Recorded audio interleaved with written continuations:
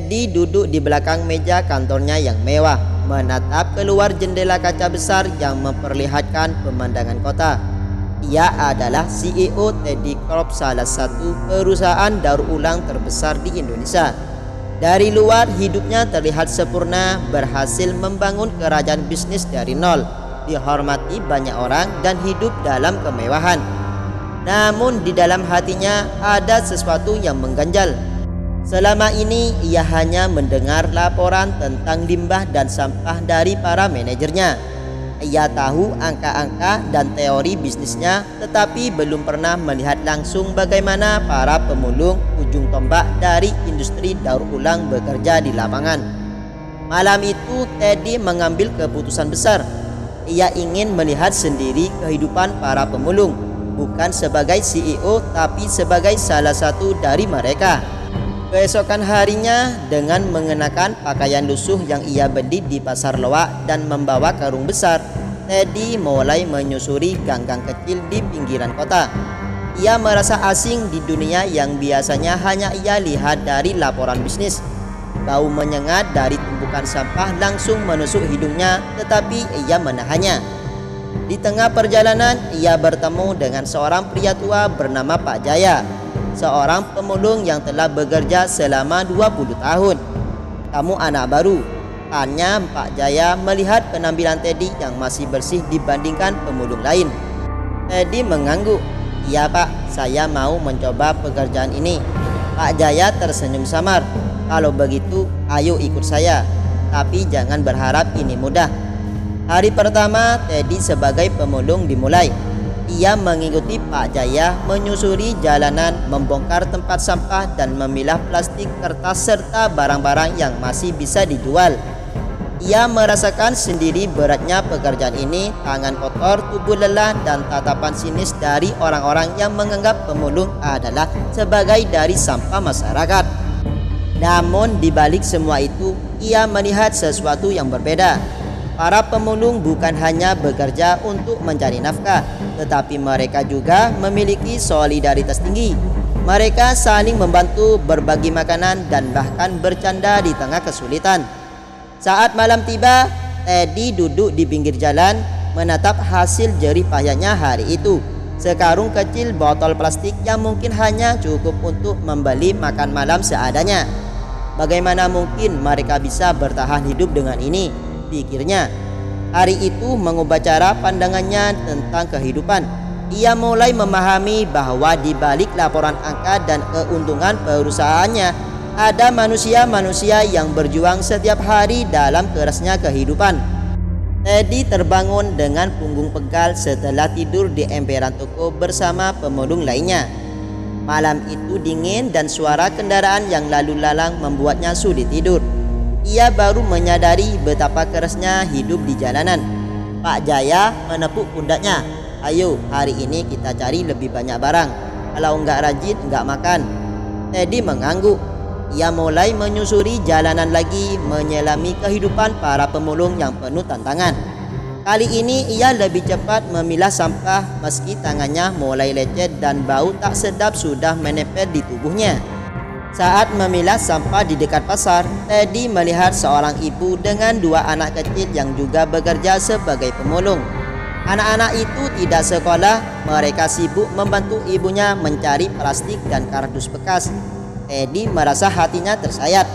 Kenapa hidup mereka seperti ini? Gumamnya dalam hati.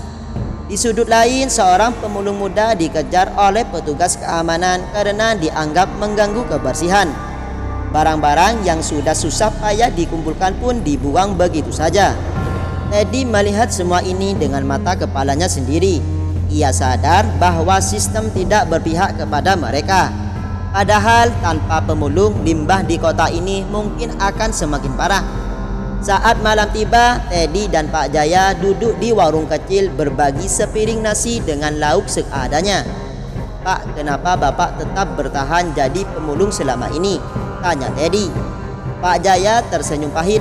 "Karena nggak ada pilihan lain. Aku nggak punya pendidikan tinggi, nggak ada modal buat dagang. Tapi kalau aku berhenti, siapa yang bakal kasih makan keluargaku?" Jawaban itu menampar Teddy.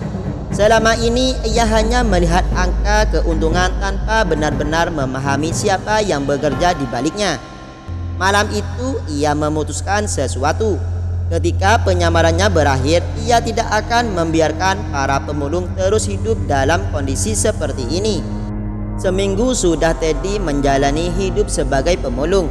Tangan kasarnya, tubuh lelahnya, dan pengalaman pahitnya membuatnya sadar bahwa dunia para pemulung penuh dengan ketidakadilan. Ia melihat sendiri bagaimana mereka bekerja keras tetapi tetap dipandang rendah dan hidup dalam keterbatasan. Suatu malam saat duduk bersama Pak Jaya dan beberapa pemulung lainnya, Teddy berkata, "Pak, kalau Bapak punya kesempatan untuk hidup lebih baik, Bapak mau nggak?" Pak Jaya tertawa kecil. "Siapa sih yang nggak mau, nak? Tapi hidup nggak semudah itu." Teddy tersenyum samar. Ia tahu sudah waktunya mengakhiri penyamarannya. Keesokan harinya ia menghilang dari lingkungan para pemulung dan kembali ke kehidupannya sebagai CEO Teddy Corp. Saat kembali ke kantor, para karyawan terkejut melihat bos mereka yang biasanya rapi kini penuh debu, berbau sampah dan tampak lelah. Namun ada cahaya berbeda di matanya. Teddy segera mengadakan rapat darurat dengan seluruh manajemen perusahaannya. Ia menceritakan pengalamannya dan menunjukkan bagaimana sistem yang ada saat ini tidak adil bagi pemulung. Kita selama ini hanya melihat angka tetapi tidak melihat manusia di baliknya. Mereka adalah tulang punggung industri daur ulang kita. Jika kita bisa membantu mereka, maka kita tidak hanya meningkatkan bisnis tetapi juga mengubah hidup banyak orang. Para manajernya terdiam. Mereka tidak menyangka bos mereka turun langsung ke lapangan untuk memahami permasalahan ini. Teddy kemudian mengumumkan kebijakan baru. Yang pertama, koperasi pemulung. Teddy Corp akan membangun koperasi bagi pemulung di mana mereka bisa menjual barang daur ulang dengan harga lebih adil tanpa perantara yang merugikan. 2. Pelatihan dan pendidikan. Teddy Corp akan memberikan pelatihan dan bantuan pendidikan bagi anak-anak pemulung agar mereka bisa mendapatkan masa depan yang lebih baik. Nomor 3, fasilitas kerja yang layak. Perusahaan akan membangun pusat pengumpulan sampah yang lebih manusiawi dengan perlengkapan keselamatan bagi para pemulung. Sebulan setelah kebijakan ini diterapkan, hidup para pemulung mulai berubah. Pak Jaya kini menjadi pengelola koperasi dan ibu yang dulu bekerja bersama anak-anaknya kini bisa menyekolahkan mereka. Suatu hari Teddy kembali mengunjungi daerah tempat ia dulu menyamar. Kali ini ia datang sebagai dirinya sendiri. Pak Jaya menatapnya dengan mata berkaca-kaca. "Ternyata kamu bukan orang biasa, nak." Teddy tersenyum. "Saya cuma ingin memastikan kalau kita semua bisa hidup lebih baik." Dengan langkah mantap, ia tahu bahwa keputusan tidak hanya mengubah hidupnya sendiri, tetapi juga ribuan orang yang selama ini tidak pernah diperhatikan.